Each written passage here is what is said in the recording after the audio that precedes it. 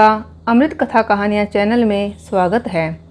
भाद्रपद महीने के शुक्ल पक्ष की तीज को हरतालिका तीज व्रत किया जाता है।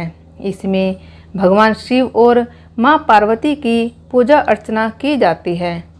मान्यता है कि इनकी पूजा से महिलाओं को अखंड सौभाग्य का वरदान मिलता है।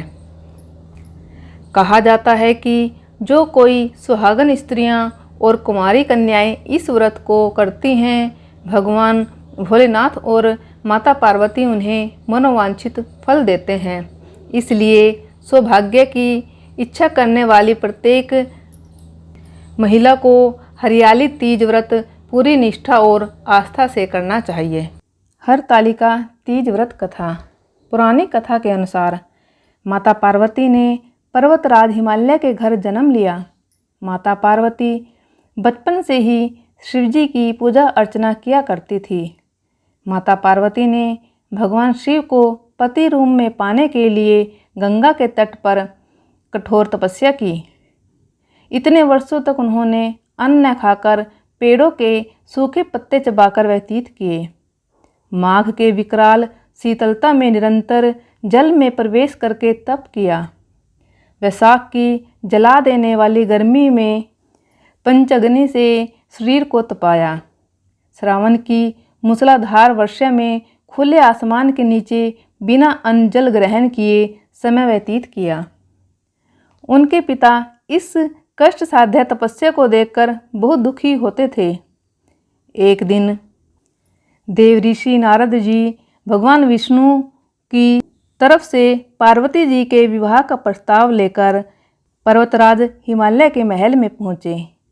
हिमालय ने देव ऋषि नारद का स्वागत किया और उनसे पूछा कि मैं आपकी क्या सेवा कर सकता हूँ। नारद जी बोले, गिरिराज, मैं भगवान विष्णु के भेजने पर यहाँ आया हूँ। आपकी पुत्री पार्वती ने बड़ा कठोर तप किया है। इससे प्रसन्न होकर वे आपकी पुत्री से विवाह करना चाहते हैं। इस बारे में आपकी राय जानना चाहते हैं।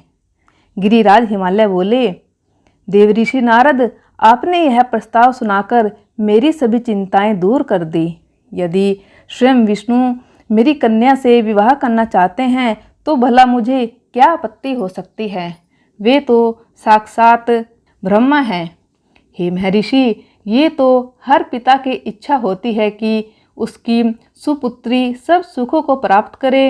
पिता की सार्थकता इसी में है कि पति के घर जाकर उसकी पुत्री पिता के घर से ज़्यादा सुखी रहे। पर्वतराज हिमालय की स्वीकृति पाकर नारद जी विष्णु जी के पास गए। नारद जी विष्णु जी के पास जाकर उनसे विवाह सुनिश्चित होने का समाचार सुनाया। मगर इस विवाह के होने की बात पार्वती जी के कानों में पड़ी तो वे बहुत दुखी हुई और उसने ये सब अपनी सखी को बताया। इस पर सखी ने पार्वती जी से विष्णु भगवान से विवाह से दुखी होने का कारण पूछा। पार्वती बोली, मैंने बचपन से सच्चे हृदय से भगवान भोलेनाथ का वरण किया है, परंतु मेरे पिताजी ने मेरा विवाह भगवान विष्णु से निश्चित कर दिया। मैं विचित्र धर्म संकट में हूँ, मैं क्या करूँ। प्राण त्याग देने के अतिरिक्त अब कोई भी अन्य उपाय नहीं है।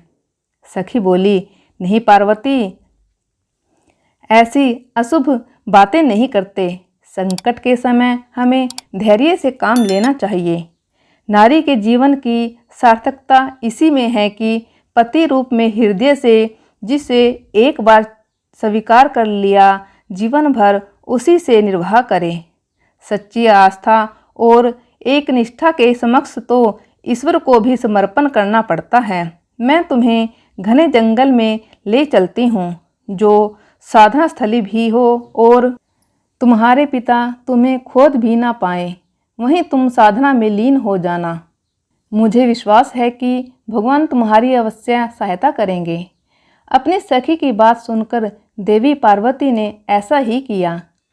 अपनी पुत्री को घर में न पाकर पर्वतराज हिमालय को बहुत चिंता हुई।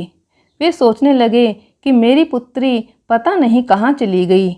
मैं भगवान विष्णु जी से उसका विवाह करने का प्रण ले चुका हूँ। यदि भगवान विष्णु बारात लेकर आ गए और कन्या घर पर ना हुई तो बड़ा अपमान होगा। मैं तो कहीं मुंह दिखाने योग्य नहीं रहूँगा। मुझे पार्वती को खोजना ही होगा। पर्वतराज हिमालय ने पार्वती की खोज करना शुरू कर दिया। उधर पार्वती अपनी सखी के साथ नदी के तट पर एक गुफा में भगवान शिव की आराधना में लीन हो गई। भाद्रपद शुक्ल तृतीया को हस्त नक्षत्र था। उस दिन माता पार्वती ने रेत के शिवलिंग बनाकर व्रत शुरू किया। रात भर वह शिव की स्तुति करती रही और ओम नमः शिवाय का जाप करती रही। देवी पार्वती की घोर तपस्या के प्रभाव से भगवान शिव का आसन डोलने लगा। उनकी समाधि टूट गई और वो देवी पार्वती के सामने प्रकट होकर बोले, देवी पार्वती, मैं तुम्हारी परीक्षा से प्रसन्न हूँ। तुम जो चाहे वो वर मांगो। पार्वती बोली, प्रभु, मैं आपको हृदय से पति के रूप में मान चुकी हूँ। यदि आप सच में मेरी तपस्या से प्रसन्न होकर यहाँ पधारे हैं तो मुझे अपनी अर्धांगिनी के रूप में स्वीकार कर लीजिए। शिवजी बोले, देवी पार्वती, क्या तुम मेरे साथ खुश रह पाओगी? मैंने बचपन से ही आपको अपना पति मान लिया था। मैं जानती हूँ कि आपको पति रूप में पाकर आपकी अर्धांगिनी बनकर मुझे सर्व सुखों और सौभाग्य की प्राप्ति होगी। कृपया करके मुझे अपनी पत्नी के रूप में स्वीकार कर लीजिए। प्रभु, देवी पार्वती के प्रेम और विश्वास की तपस्या की जीत होती है और भगवान शिव उन्हें मनोवांछित फल देकर अंतर्ध्यान हो जाते हैं।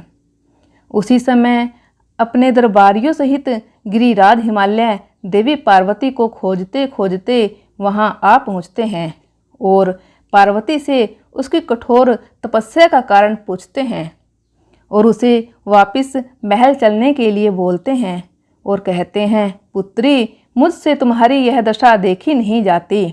मुझे पीड़ा हो रही है, इसलिए तुम मेरे साथ वापस महल चलो।